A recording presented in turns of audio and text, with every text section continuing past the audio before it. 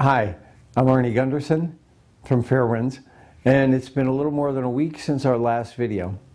The video computer we used had a meltdown, and I'm sorry that kind of set back our production schedule a little bit here. However, I'd like to thank you, those of you who donated. We were able to go out and get a better computer, and hopefully these productions will be up and running again permanently. Thanks again. Today I wanted to talk about the lessons that can be learned worldwide for the operating nuclear reactors that are already done and in use, not under construction. The first and most obvious thing is the containment. Containments were made to contain radioactivity. The vents you hear about and how they failed were an add-on. Back in the 70s and 80s, when these plants were designed, they weren't designed to have a vent. As a matter of fact, the pressurized water reactors around the world don't have a vent even now. So these containment vents were a band-aid fix to a problem that was identified after they were built. Now, the vents have been tested 3 times, at Fukushima 1, Fukushima 2, Fukushima 3, and they failed 3 times. That's a 100% failure rate. That's an indication that this design is seriously flawed, and it can happen here. It can happen in Germany, where they also have this type of reactor, and at the other BWR reactors around the world. So first and foremost, the vent system that's on every boiling water reactor needs to be evaluated to see if it can be made better or it should be eliminated. And if it's eliminated, what should we do about the containment that can't withstand the pressures of an accident? Vents can also cause problems. For instance, here in Vermont, the reactor is designed to be pressurized after an accident to push water into it. Well, if they open the vent and it stays open, they'll lose that pressure and they won't be able to cool the reactor. So we can have a meltdown. That doesn't apply just here. That applies at Dresden, it applies at H.B. Robinson, and other plants. The NRC allowed this to happen. They allowed utilities to take credit for the containment pressure to push the water to the pumps. There's regulations on the book prohibiting that, but the NRC waived those regulations when they increased the power at Dresden and Vermont Yankee, Robinson, and some others. So it's important to remember that the vents were designed to prevent a problem, overpressure of the containment, but now they can actually create a problem if, when they're open, they don't close. And if you take a look at Fukushima, it's hard to believe that you can guarantee those valves will close after an accident. Well, I've been on the NRC's case about containment leakage for a long time. At Beaver Valley, there was a hole in the side of the containment. I brought that to their attention several years ago. The full report's on the website. At Fitzpatrick, there was a crack in the side of the containment. I brought that to the NRC's attention last year. And at Millstone, it has the smallest containment for the power output of any of that type of reactor in the world. I brought that to the NRC's attention about 2 years ago, and they actually said for Millstone that they don't have the capability to analyze containments. It's in the notes. Yet, the NRC still assumes that containments will not leak. They've actually said that in an advisory committee to reactor safeguards meeting back in October of last year. So we've got a containment that doesn't contain a regulator who doesn't have the capability to regulate, and an industry with a series of cracks and holes in containments that continues to believe there's 0 probability of a containment leak. Well, moving on, I wanted to talk about seismic criteria. That's earthquake resistance.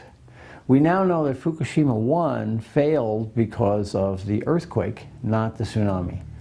It was leaking and in the middle of a meltdown before the tsunami even hit. We also know from another report that's on the website by Siemens that Unit 4's fuel pool cracked from the earthquake, not from the tsunami. Well, what that means is that the codes we use to analyze these plants are flawed. They shouldn't crack, they shouldn't break. This wasn't at Fukushima that big an earthquake. It was out at sea at 9, but by the time it got to Fukushima, they should have been able to ride out that storm, at least the seismic issues of it. Well, what that says is that what we've been relying on in analyzing these plants may not be working. 2 out of the 4 plants developed cracks from an earthquake, and they should have been able to just to get through those.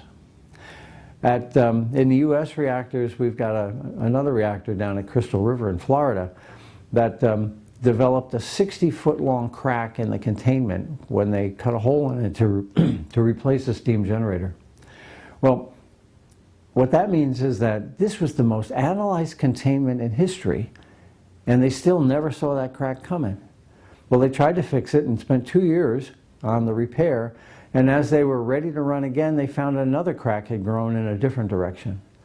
We clearly don't have the seismic code capability to analyze these massive structures. Crystal River proves it here in the States, and Fukushima proves it around the world. A couple other ones that are really obvious are the batteries. There's not enough of them. The longest lived batteries in an American plant are 8 hours, but most are only 4. We could not ride out a loss of power accident like Fukushima. In fact, it would be worse. The other thing is the tidal surge. Now, Fukushima had a tsunami, and they were designed for a 6 or 7 meter tsunami around 20 feet, and in fact, the tsunami was 15 meters. At the California plants, San Onofre, they're designed for a 30-foot tsunami. But yet we know there was a 45-foot tsunami in Japan. So we need to take a look at these tidal surges that can wipe out, maybe not the diesels, but the pumps that pump the water to the diesels. On the East Coast, you got Florida and the tidal surge from an earthquake, from a hurricane. And what that means is that the hurricane can push an enormous wall of water inland. And for instance, the Turkey Point plants can get inundated by the flood from that tidal surge. We need to look at these events that right now we've said are impossible in light of what proved to be possible at Fukushima. Well, 2 more things. The first is emergency planning. In the United States, we analyze for 10 miles out, and there's really no basis in science for 10 miles. Basically, we didn't know which way the wind was going to blow, so we put a 10-mile circle around the plant. We said everybody's got to be able to get out of here within a couple hours. But Fukushima showed us that the accident continues for weeks, and it goes with a meandering plume deep inland. We are not prepared for an evacuation that would be 50 miles away. Fukushima is already contaminated out beyond 50 miles. There's some plants like the Dresden units in Illinois and the Indian Point units in New York State that have major cities, Chicago and New York, within that zone. We really need to take a look at siting of nuclear plants and real emergency plans in place of the paper plans we have in place. Well, the last thing is multi-unit sites. And Fukushima showed us that if one unit blows up, it can impede your ability to solve a problem on other units.